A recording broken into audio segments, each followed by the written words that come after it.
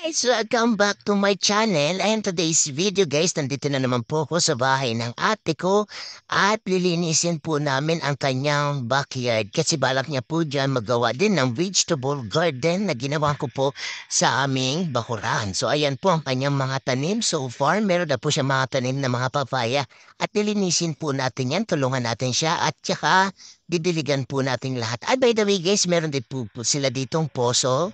Meron sila diyang poso. So let's go!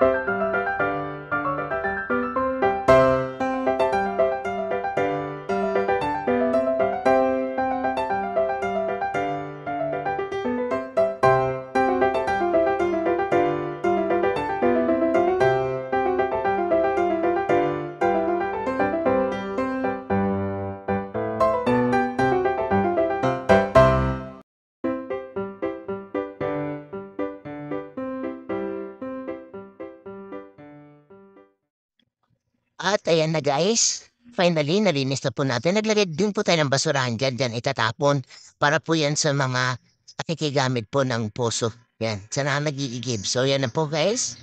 At nalinis na po natin. Inalis natin maliliit na mga bato-bato para hindi naman po matapakan, masugat. So yan na po ang bakuran ng ate ko sa likod bahay niya po ito. So guys, kung gusto niyo po ang video na ito, don't forget to like, subscribe, and comment na rin po kayo. Maraming salamat po. Bye-bye. God bless you.